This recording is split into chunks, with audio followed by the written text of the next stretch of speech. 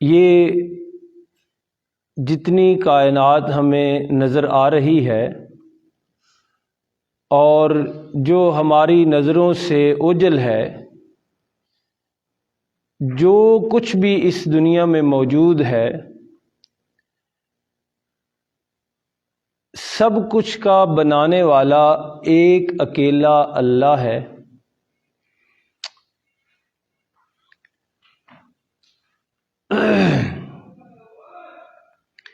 کائنات کے بنانے میں، اسے جوڑنے، سنوارنے، سجانے میں کسی نے بھی اللہ کا ہاتھ نہیں بٹایا۔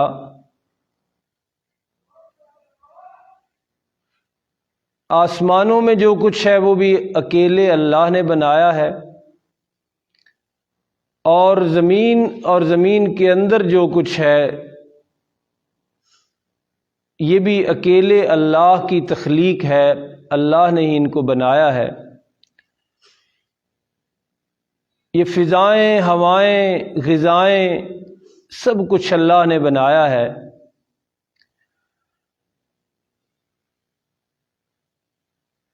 کوئی اس کا اس میں شریک نہیں، کوئی حصے دار نہیں، کوئی اس کا مددگار نہیں، اور نہ ہی کسی کی اس اکیلے اللہ کو ضرورت ہے، اور نہ تھی اور نہ ہوگی۔ سارا نظام اس اکیلے اللہ کا ہے۔ الا لہ الخلق والامر، پیدا کرنا، بنانا، یہ بھی اسی کے اختیار میں ہے، اور ہر چیز پر اس کے موافق اور لائق آرڈر جو ہے وہ بھی صرف اسی کا حکم چل رہا ہے۔ قرآن حکیم یہ باتیں بڑی وضاحت کے ساتھ بیان کرتا ہے، للہ ما فی السماوات و ما فی الارض، کہ جو کچھ آسمانوں میں ہے، جو کچھ زمین میں ہے، سب اللہ ہی کا ہے۔ وَلِلَّهِ مِيرَاثُ السَّمَاوَاتِ وَالْأَرْضِ، دنیا جہان کی ساری وراثتیں اکیلے اللہ کی ہیں، کائنات کا اکیلا وارث اللہ ہی ہے۔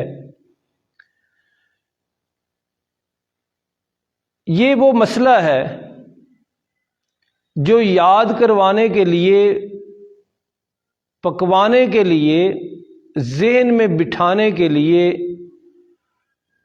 رب کائنات نے حضرات انبیاء علیہم الصلاۃ والتسلیم کا سلسلہ جاری فرمایا۔ ہر نبی نے اپنے اپنے وقت پر، اپنے اپنے علاقہ میں، اپنے اپنے دائرہ کار میں یہ مسئلہ خوب وضاحت کے ساتھ لوگوں کو بتایا کہ کائنات کے بنانے میں، جوڑنے، سجانے، سنوارنے میں، چلانے میں اللہ کا کوئی شریک نہیں ہے۔ آسمانی کتابوں میں بھی یہ مسئلہ اسی طرح بڑی وضاحت کے ساتھ آیا۔ پھر ہمارے نبی اور ہماری کتاب نے بھی، قرآن حکیم نے بھی، اور رؤوف الرحیم نبی صلی اللہ علیہ وسلم نے بھی یہ مسئلہ کھول کر وضاحت کے ساتھ بیان فرمایا کہ کائنات کے بنانے چلانے میں اللہ کا کوئی شریک نہیں ہے۔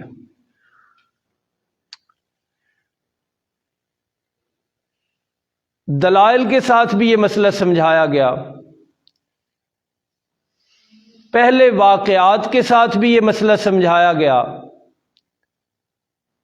مثالوں کے ساتھ بھی یہ مسئلہ سمجھایا گیا۔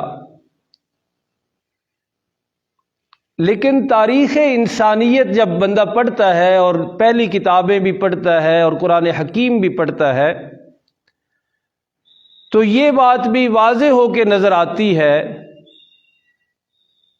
کہ اتنا کچھ سمجھانے اور ذہن نشین کرانے کے باوجود کسی اور نے نہیں، کسی جانور نے، کسی چرند پرند درند نے نہیں، خود انسان نے اس مسئلے کو ایسا بگاڑا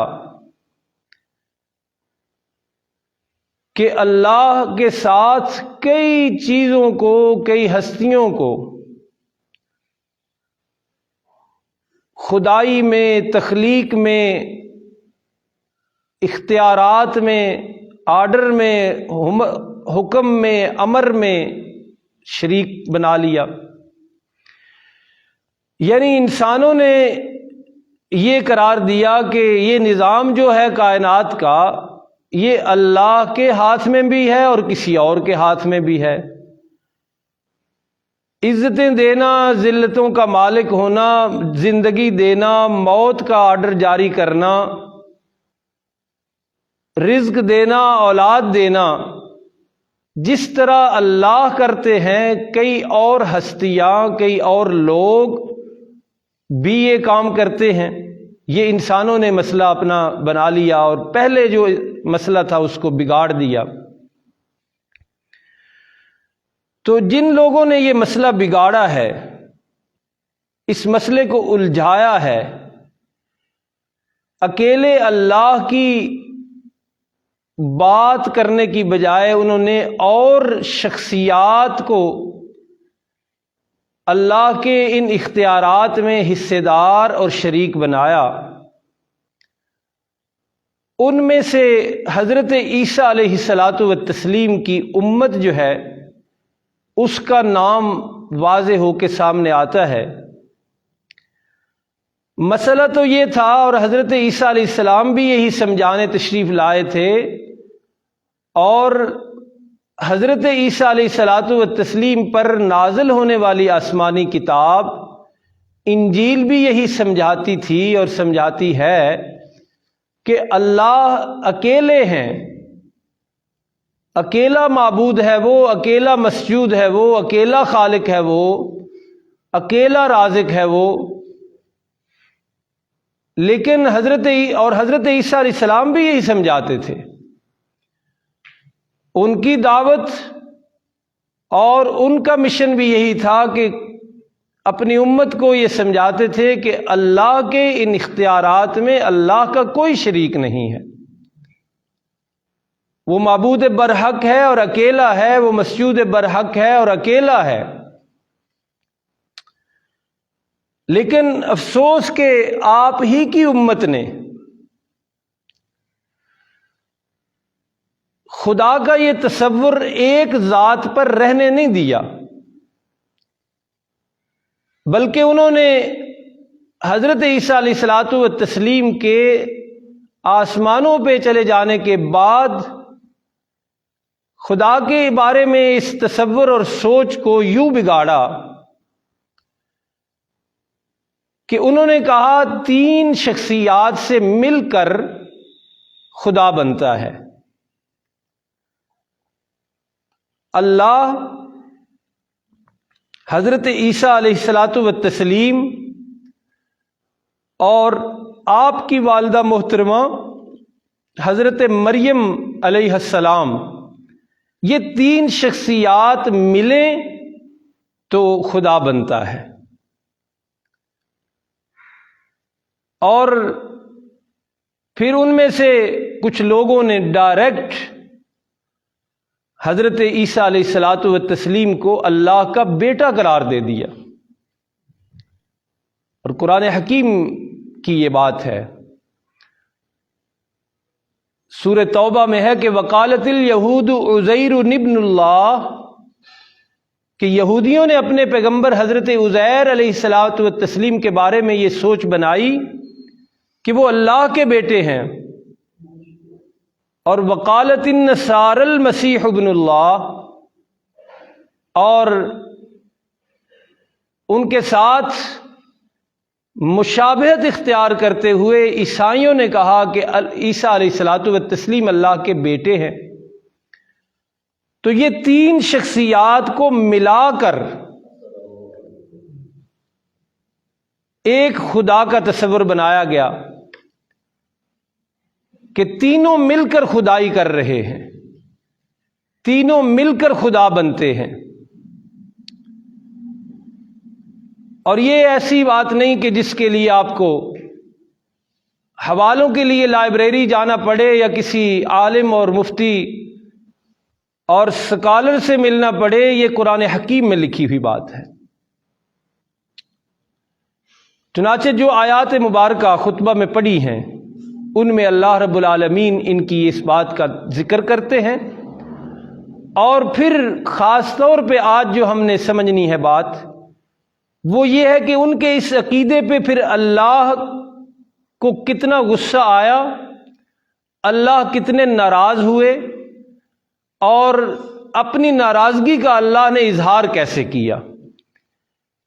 تو عقیدہ ان کا کیا ہے وہ میں نے عرض کر دیا، دوبارہ سمجھ لیجئے کہ وہ کہتے ہیں تین شخصیات سے مل کر خدا بنتا ہے۔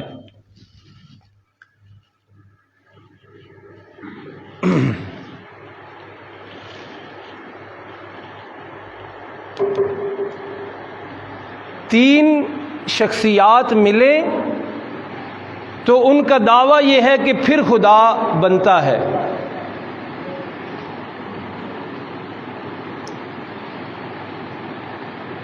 حضرت عیسیٰ علیہ الصلاۃ والتسلیم اور حضرت عیسیٰ علیہ الصلاۃ والتسلیم کی والدہ محترمہ اور اللہ، یہ تینوں ملے تو خدا بنتا ہے، یہ ان کا دعویٰ تھا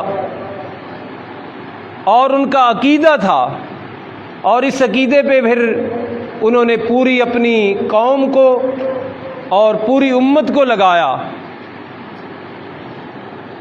چنانچہ قرآن حکیم نے ان کے اس عقیدے کا تذکرہ بھی کیا ہے، اور پھر اس کے بارے میں اللہ رب العالمین کا جو غصہ ہے اس کا ذکر بھی کیا ہے۔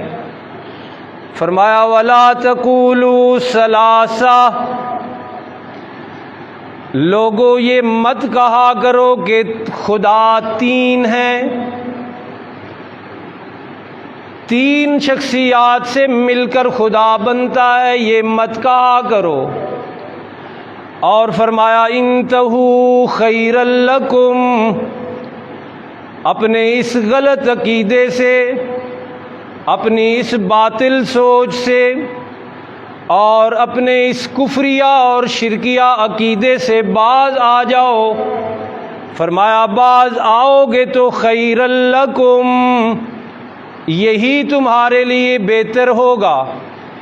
یہ کہنا چھوڑ دو کہ اللہ اور حضرت مریم اور حضرت عیسیٰ علیہ الصلاۃ والتسلیم مل کر خدا بنتے ہیں، اس طرح کا عقیدہ بنانا اور اس عقیدے پہ قائم رہنا اور اس عقیدے کو پھیلانا یہ چھوڑ دو۔ قرآن حکیم نے فرمایا اس کے مقابلے میں صحیح عقیدہ یہ ہے، صحیح سوچ یہ ہے، انما اللہ الہ واحد، کہ اللہ ایک اکیلا معبود ہے، اللہ کے سوا کوئی معبود نہیں، اللہ کے سوا کوئی مسجود نہیں، اللہ کے ساتھ کوئی اور معبود نہیں۔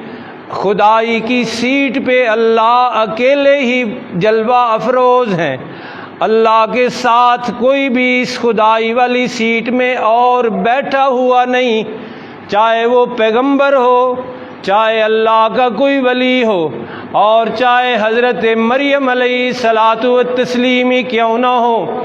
فرمایا سبحانہ ان یکون لہ ولد، تم کہتے ہو اللہ نے بیٹا بنایا ہے، اللہ کی اولاد ہے۔ فرمایا اللہ کی ذات اس سے پاک ہے۔ تھوڑی جی آواز دیا جی، جتنے سوچ لگ گیا نا انہوں تھوڑا جا میرے حل کرو، جتنے سوچ لگ گیا اوپر بس ٹھیک۔ فرمایا سبحانہ ان یکون لہ ولد، اللہ اس کی ذات اس سے پاک ہے کہ اللہ کو بیٹوں کی ضرورت پڑ گئی ہو۔ فرمایا اللہ کی ملکیت کا سوچو اور سنو، لہو ما فی السماوات و ما فی الارض، کائنات انسانی میں جو کچھ ہے وہ اللہ کا ہے، اللہ کی ملکیت ہے۔ اور حضرت عیسیٰ علیہ السلام کی پوزیشن، آپ کا صحیح مقام، آپ کی صحیح شان قرآن خود بیان کرتا ہے، فرمایا لن یستنکف المسیح، حضرت عیسیٰ علیہ السلام کو اس میں کوئی عار نہیں، آپ کو کوئی عیب نہیں، کوئی عار نہیں اس بات میں کہ ان یکون عبدا للہ، کہ وہ اللہ کے بندے ہوں، اللہ کا بندہ ہونے میں کسی پیغمبر کو کوئی عار نہیں۔ اور دوسری جگہ پہ حضرت